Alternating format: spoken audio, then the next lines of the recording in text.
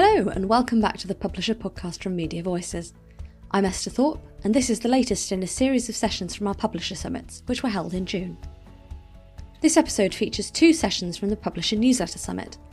The first is from Katie Binns, Deputy Editor of Times Money Mentor, sharing how to nurture subscribers to pop-up newsletters. Then we'll hear from Neil Macdonald, Head of Newsletters at National World, on how they're faring with the paid limited newsletter series on Scottish golf courses. I've also written up the highlights from this episode in an article which will be live on our website and on the Publisher newsletter on Tuesday, which you can sign up for at voices.media. Before we get into it, huge thanks to the sponsors of the Publisher Newsletter Summit, Persendo and Sino. You can find out more about them and how they help publishers take their newsletters to the next level at publishersummits.com. So, publishers are seeing success with pop-up and limited run newsletters, from educational courses to sporting events and elections. But what happens to subscribers to a pop-up newsletter after the newsletter has run its course? Katie Binns, Deputy Editor at Times Money Mentor, a free personal finance section of the Times brand, explains how they nurture subscribers to two of their hugely successful pop-up newsletters, Couch to 5k and Pension Power Up, after the series has ended. Here's Katie to tell us more. 6 weeks. That's all I had to take someone from, maybe I'll save, to I can save £5,000. This is doable. Hi, I'm the Deputy Editor of Times Money Mentor, and this is the free personal finance website from the Times and the Sunday Times. I led the creation and the execution of Couch to 5k and Pension Power Up, two multimedia newsletter campaigns that were designed to do one thing: give readers a medium-term, tangible transformation for their finances and see where they go next. This talk is about what happens after a newsletter ends and how do you stop those hard-won subscribers from ghosting you and instead get them to move deeper into your editorial and commercial ecosystem. Let me take you inside the campaigns first of all. So each week for the 6 weeks of Couch to 5k, a specially crafted newsletter was sent to readers to guide them through all the ways they can get financially fit and save serious money. It gave them encouragement. It gave them a sense of journey. There were real people doing the challenge. Mel, our content creator who you see there. It led readers to relevant articles on the Times Money Mentor website. It led them to our Best Buys hub. It gave them access to market-leading offers and deals. It gave them exposure to our YouTube content and our social channels. Real people who were doing Couch to 5k, like Mel, you see here, they were grappling with everyday issues like impulse spending, ADHD, post-divorce finance, changeable income, persistent debt, and quite simply, a lack of know-how. All of them successfully saved significant sums. So it wasn't just 6 newsletters. It was a mini relationship with the Times Money Mentor brand. Pension Power Up.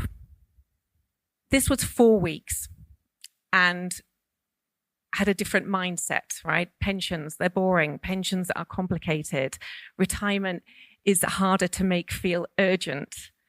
We framed it as empowerment. So instead of focusing on, the huge sums that you need to retire, which quite frankly are overwhelming and questionable, rather than say focus on the gender pension gap, which, is quite frankly depressing, we focused on self-empowerment. We created a battery character in a Super Mario style world to draw people in and show them that pension planning is a process where simple actions can lead you through to success.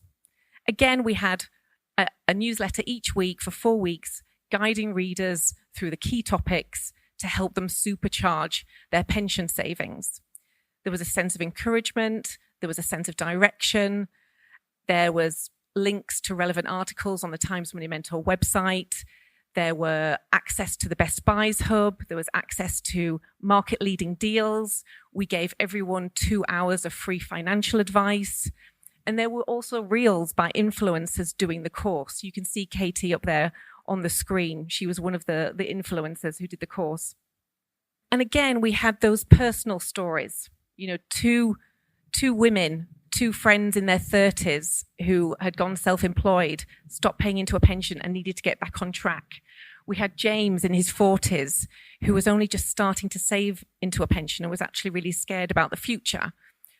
We had a guy called Steve in his 50s who had a very complicated pension situation. And then we had Gillian in her 60s who didn't have a pension or a property. By the end of Pension Power Up, all of them had shown that it's never too late to do something for your pension.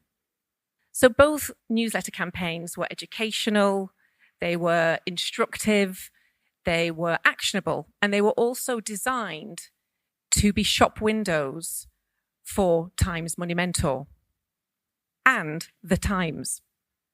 And what made a difference was what happened next. When both Couch to 5K and Pension Power Up end, subscribers can unsubscribe from the regular Times Money Mentor newsletter. Guess what? Most stay. And this isn't luck. The very nature of Couch to 5K and Pension Power Up is so tied up closely with what Times Money Mentor is about and what the regular newsletter offers. If you sign up to Couch to 5K or Pension Power Up, you're already invested in bettering your finances.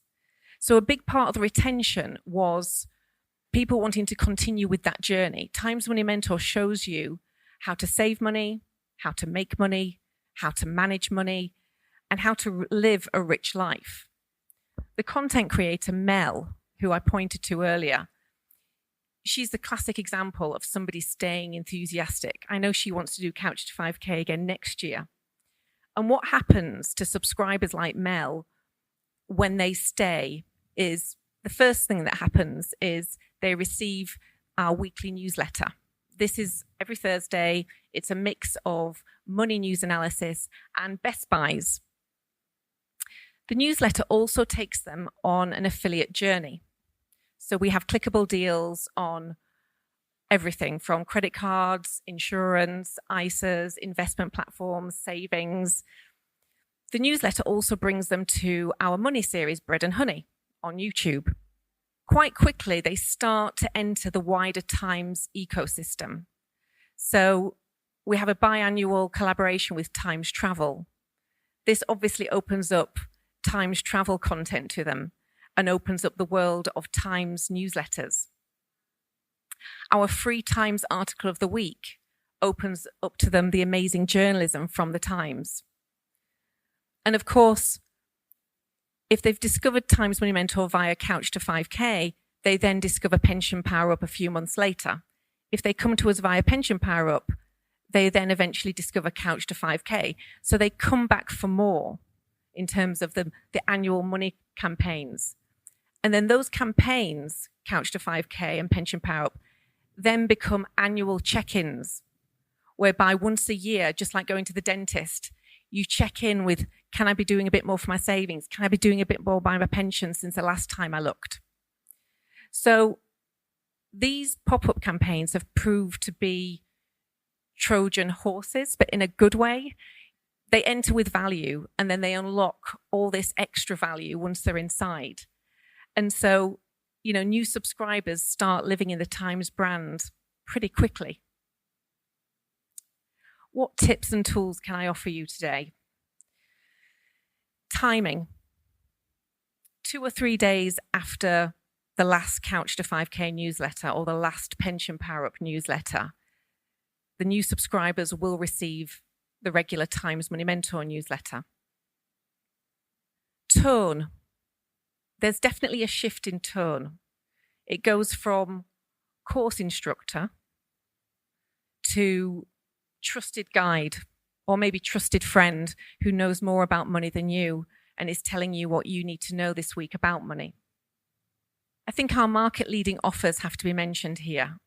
We do offer absolutely brilliant offers on everything from insurance, ISAs, credit cards, pensions, investment platforms, clean energy subsidies, equity release, and savings. Our subscribers cannot get enough of our savings deals. They love, love, love, love, love our savings deals. Our advice-related offers are also really popular. So we offer 1 hour free financial advice that is worth £400. We offer a no mortgage fee advice fee worth £500. So our offers are significant. You know, the second campaign that comes around, again, I know I've already mentioned this about, you know, if people come to us via Couch to 5K, they then discover Pension Power Up and vice versa. Couch to 5K and Pension Power Up offer a means to educate yourself on 2 big areas of personal finance. These are areas of personal finance that most of us, if we're being honest, have our head in the sands about. So they're really, really worthwhile, helpful campaigns to stick around for.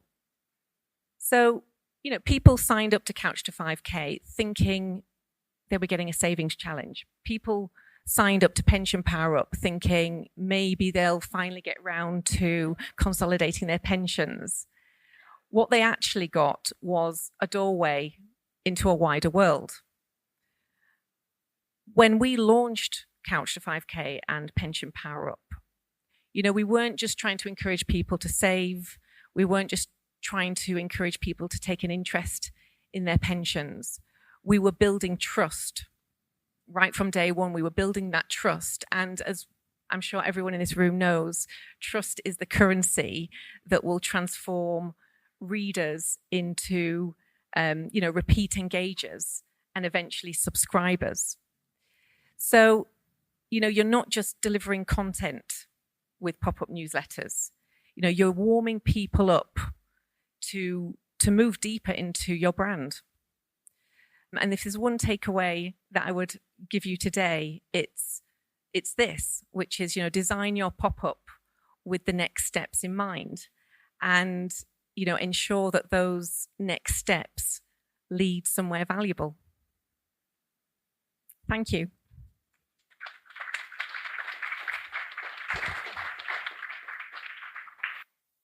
That was absolutely fascinating, and I'm guessing we'll have a few questions on the back of that. Does anyone want to ask Katie anything? We've got a couple of minutes. And that's not just how to save £5,000, by the way. Don't ask her that. Thanks very much. I noticed you got a sponsorship with Nutmeg on the pensions piece. Which came first, the pop-up or the sponsorship deal? Oh, the pop-up. And then obviously we were fighting off sponsorships right, left and centre. We made it very clear, you get a banner, you get advertising here, but, you know, we are, you know, we're Times Money Mentor, we control the editorial content, and it's a fantastic pension newsletter. If you want to sponsor it, get in there, because we've got a queue of others. So no, it's separate. And Raisin, they sponsored Couch to 5K this year. And again, same principle. They were just excited to be part of the campaign because our subscribers do love their savings deals. So it was a really great fit with Raisin. How much work was done to market the fact that the pop-up newsletter was coming and to actually get people to sign up before the newsletter itself launched? Huge. I learned so much about marketing in the shortest space of time. You know, this is where all those teams at News UK just kicked in. You know, Elise Popperwell is here from the audience team. You know, her team jumped in terms of, you know, what they could do on the promotion side, doing like cross newsletter promotion. We had a month-long print and digital advertising in the month run up to it kicking off. We had a Solace email. I didn't know what a Solace email was, like a third-party email that went out to a significant number of people. We had a paid social campaign, which we had a small budget for, but we wanted to experiment, and that turned out very well for us. What else? We had, you know, unsold inventory in Times newsletters, which again, Elise knew lots about. Yeah, we really kind of went all guns blazing for the month-long promotional period, and we were rewarded with a massive subscriber growth because, as I kept saying, and my point was proved, people do love pensions. They just don't know it. People love pensions, they don't know it. Hi. So on the people love pensions angle, how did you make it engaging in terms of encouraging people to engage with quite a difficult topic? Yeah, because it's boring. I love pensions. I'm a pensions journalist at heart, but let's be honest, I'm a minority here. It was the people's stories. They're always the absolute winners for both Couch to 5K and Pension Power Up. These were real people, real lives, real problems with money. Our relationship with money is always complicated. And, people being really open about the fact that, God, I've got to the age of 40 and I was so busy, saving for a house deposit that I've barely given any attention to my pension. That was James's story, age 41. And we could show him it's not too late. You don't need to be scared about the future.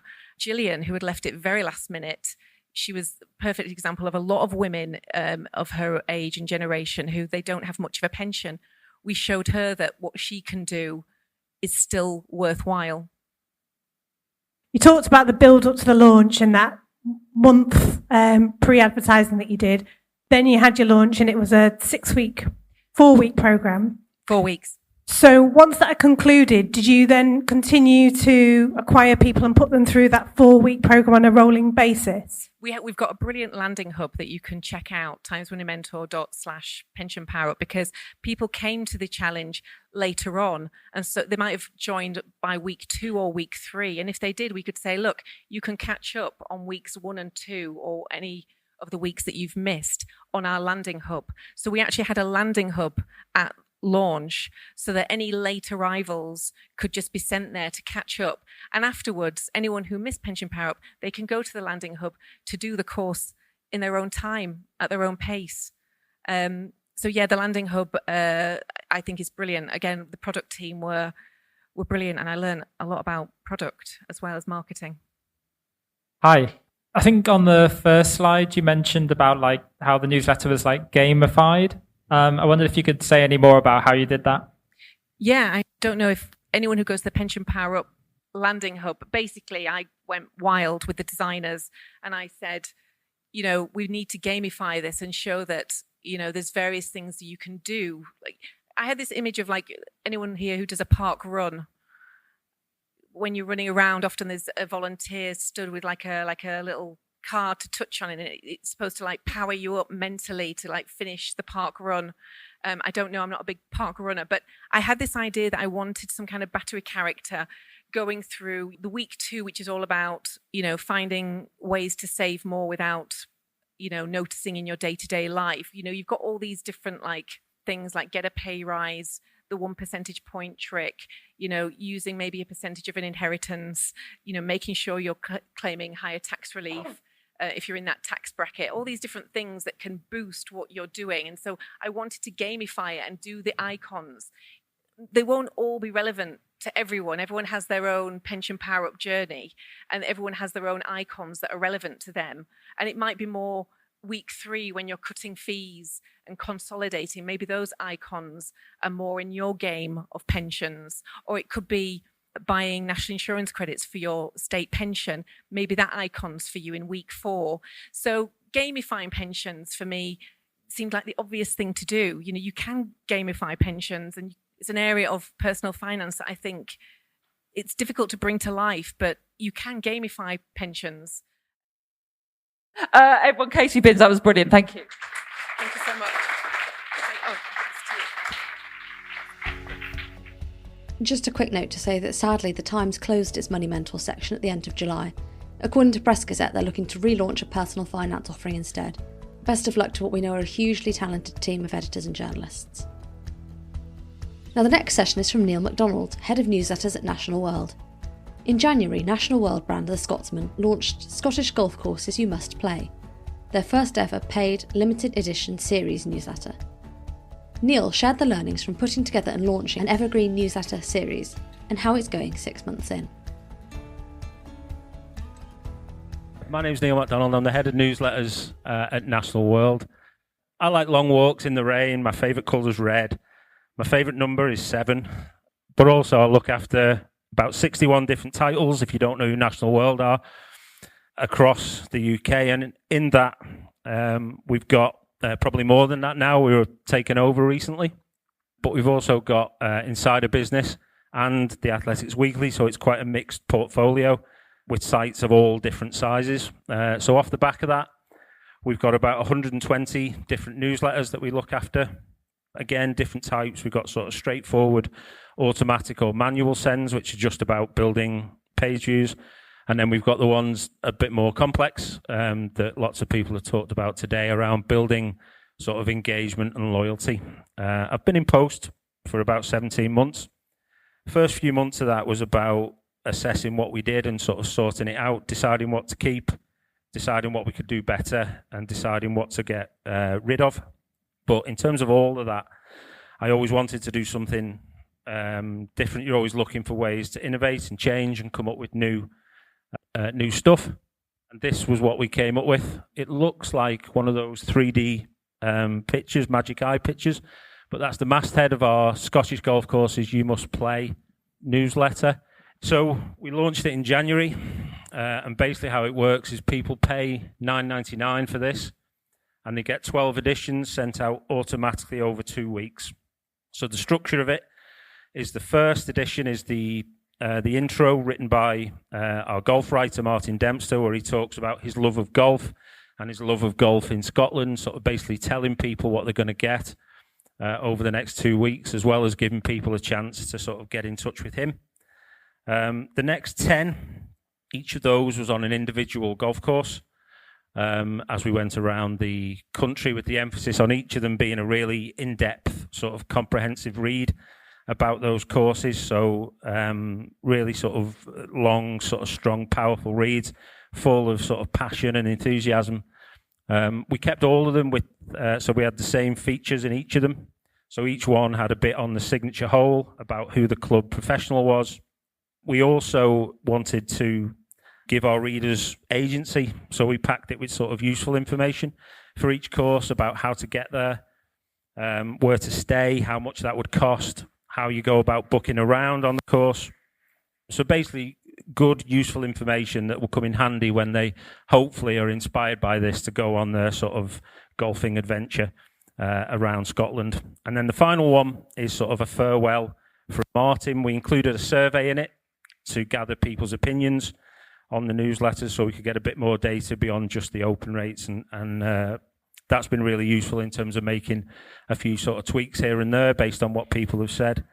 And we also offered people in that a chance to go on and become subscribers to the Scotsman, because we thought if they come this far, chances are they'd be more inclined to subscribe to the Scotsman and to subscribe to our free weekly golf newsletter. So in terms of the lessons that we picked up from it, I'll go through some of them now. So the first one was to choose carefully. So like I said, this was a new product. The business had never done anything like this before. I'd never done anything like this before. So I was keen for my team and I to innovate, to come up with something new, but not at any cost, not just for the sake of sort of being cool and different. So what that meant for us in terms of choosing carefully was we felt that whatever we came up with when we were deciding what to do had to fit one of our brands, had to be an audience for it. We had to have the resources and the skills. We also wanted it to be evergreen. We didn't want it to be something that we'd have to constantly go back to and something that would demand that ongoing level of resource. So we came up with our perfect fit for that, which was the Scotsman and golf. As a great place to start. So the Scotsman, in terms of our group, is our biggest gum, and also has a clear connection, both as a title and as a country, to the sport that we'd be talking about. Our analytics told us there was an established year-round audience on the Scotsman of people reading about golf, but more importantly, well, just as importantly, it was a multinational audience, which is where, off the back of that, we implemented the idea of people travelling. We thought this would speak to people who wanted to come to Scotland to play golf. There are regular tournaments and other touch points throughout the year that we can base promotional work around, and that will keep sort of people interested in it as we go through the year. And also golf courses themselves tend not to change too often, or if they do, there's long run-ins. So that allowed us, through this, to be confident we would be able to stick to our evergreen formula. So yeah, it's really important when you set one of these up that you give it a lot of thought about what you want it to look like and how you want it to be carried out. So next bit was sort of keeping it quality. So this was something, there's sort of two bits to this that shaped our thinking. The first was just off the bat, we were asking people to pay for something. So we knew it had to be good. We couldn't sort of half-arse it. We had to really put a lot of effort into making it as good as can be. And the second part about making it quality is, like I say, this was a fixed format for a relatively short series of sends. It's not something like a normal newsletter where we can develop it and test things and sort of change things as we go on week to week to week to week. So that meant we felt that we knew it had to sort of hit the ground running straight out the gate, because we wanted to get it right and for people to feel like they were getting something that was worth the money. So as an example of that, like through the presentation, each slide has got some pictures on of the different golf courses. Obviously, we had our own pictures that we'd taken over the years in the archive at the Scotsman of these different courses, but we decided to go out to the courses themselves and ask them to sort of provide images, their favourite images of themselves. And that really worked in terms of we were spoiled by the photos that they sent through, some really, really beautiful images that we were able to use throughout the newsletter and really sort of help to lift it to another level. The other thing in terms of the quality was obviously it stands or falls by the quality of the writing. So we knew again that we had to have someone who could really deliver something that would be impactful and that people would enjoy reading and that would have something to say and a lot of respect, which is where our next lesson came in. So yeah, despite appearances, I don't play golf. So it was never, even though it was my idea, it was never going to be me who was going to write it. So we had to look for the person who was going to do it, and that's where Martin came in, Martin Dempster. He's our golf correspondent on the Scotsman. He's been playing golf for about half a century and been writing about it for 30 or 40 years. He's travelled widely for golf. He's well known in the industry around Scotland and around the world. So he's got a massive, massive depth of knowledge. So in terms of choosing carefully and you making sure something is quality, trusting your journalist and having someone like Martin who we knew would do a really, really good job.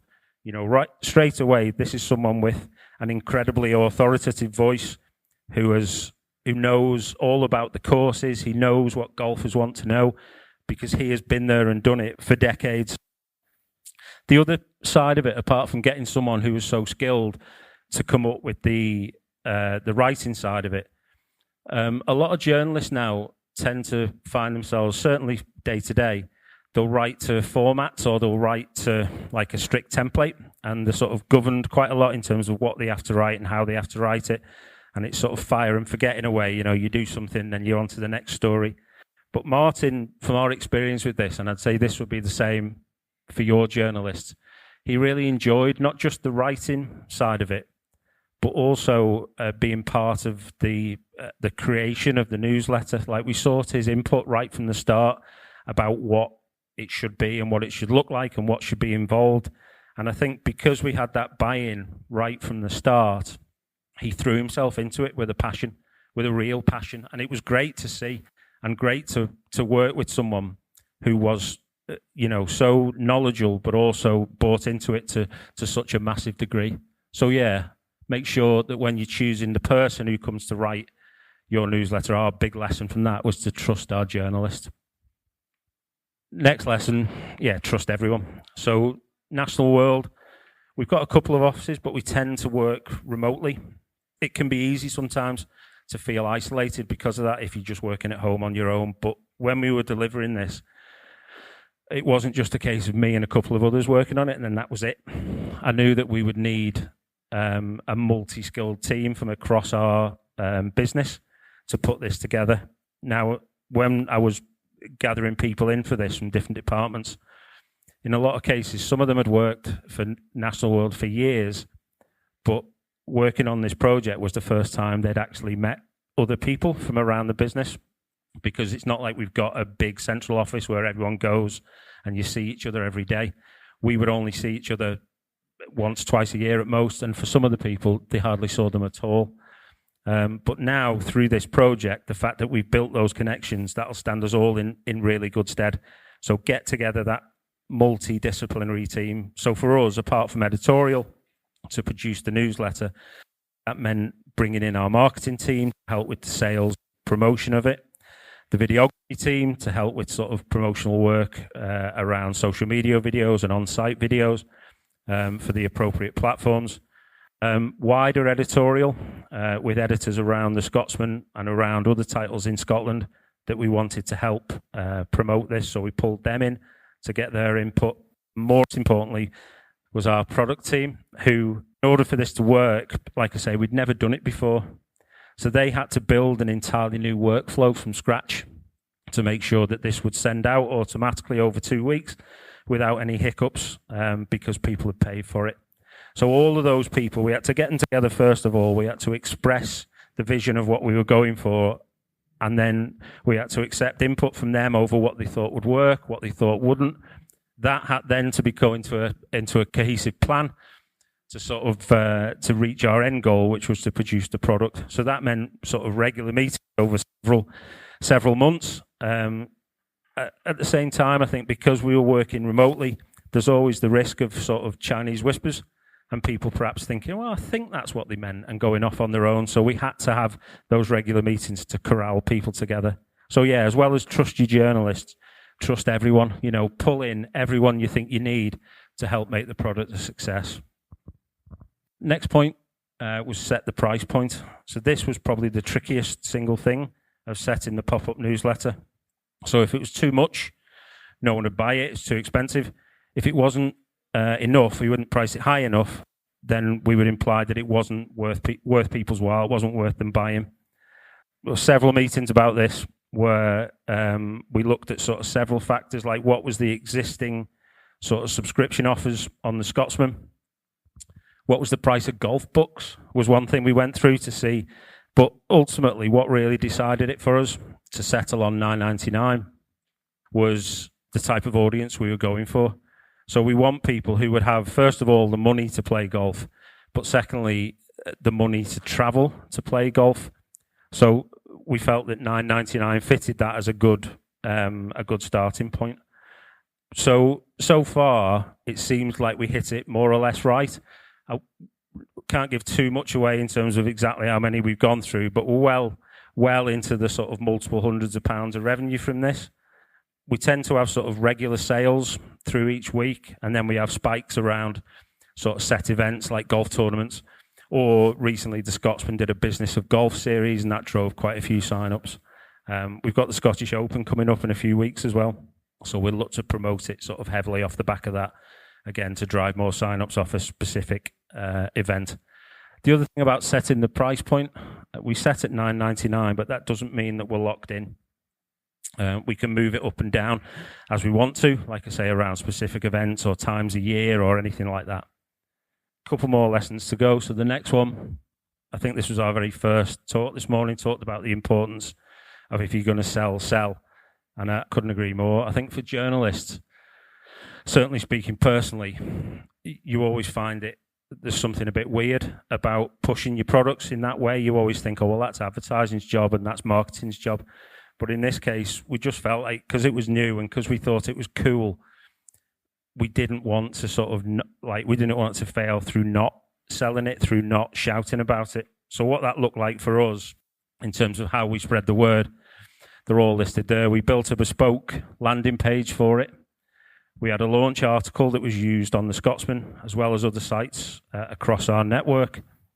We had sort of consistent social media promotion across our own pages and groups, as well as other ones that were related to golf. Martin was really good about that because he was able to get the golf courses themselves to shout about it on their social channels. We cross-promoted it in our existing newsletters around the group. We built sort of house ads in print and online, and we used a new piece of software, I don't know if anyone's heard of, called Exit B. Anyone heard of that or them? Well, it allowed us to, that was Exit B.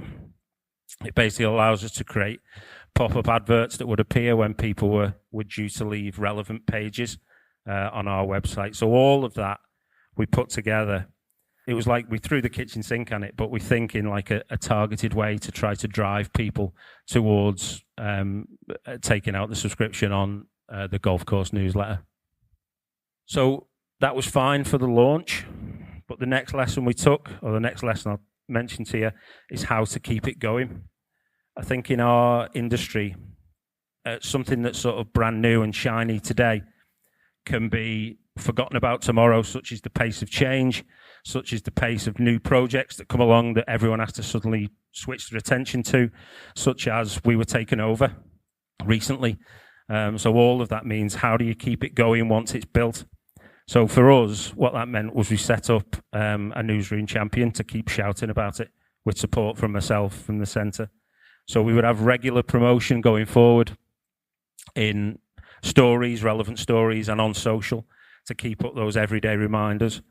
We will have increased promotion around key events. So I mentioned the Scottish Open. We're going to do sort of, again, social and on-site and in newspaper promotion around that. And we're also in the process of making this newsletter available to our premium subscribers on the Scotsman for free. So by doing that, hopefully including that, we can make the value of their subscription all the greater. So it's really a case of, once it's done, it's not just, well, it's done now, great, good work, everyone. And then, drinking Mai Tais and playing Yahtzee. It's a case of keeping that sort of regular promotion going alongside the other stuff you do, using the channels that work in order for people not to forget about it and to keep that sort of that subscription going. And then final slide, you'll be pleased to know. So just looking back at the main lessons. So this was a big swing. We didn't know if it would work. But basically the main lessons I'd reiterate to you is, we made what I think was a pretty strategic product selection, looking at how it fit the brand and the audience, and what was going to be evergreen. We focused on quality throughout. We leveraged the expertise in our teams, both from the journalists and from other teams around the business, pulling them together. We set a price point appropriate. I feel like Norman Collier. That dates me, doesn't it, saying Norman Collier? We felt was appropriate, backed with comprehensive promotion. And we also set out a plan to sustain momentum going forward. So they're the main lessons that I took from it. So we've now got a model that we can use for similar projects in the future. And we've got new ones underway as we speak about nostalgia, about sport, and about, I'm sure you'll be pleased to know, Sarah, about personal finance as well. So, so that's it. That's where we are. So thanks for listening.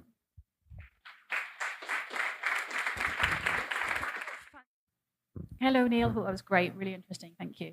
I wondered how you decided to do it over 12 of them over 2 weeks, and if you thought about doing it over a longer period of time, or how you came up with that cadence.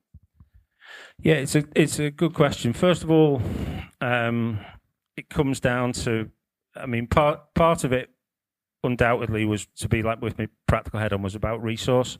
So in terms of the 12 of them, first of all, it was just the time we felt we could set aside to produce it, and what was a fair ask and an achievable ask from the journalist, because obviously he's got his day job to do. So we felt that was enough to provide like a quality product without, because first of all we thought, well, should we do 18, because then we can have like 18 holes in a golf course. But from discussion, and once we realized the time it would take, we sort of settled it back to 12.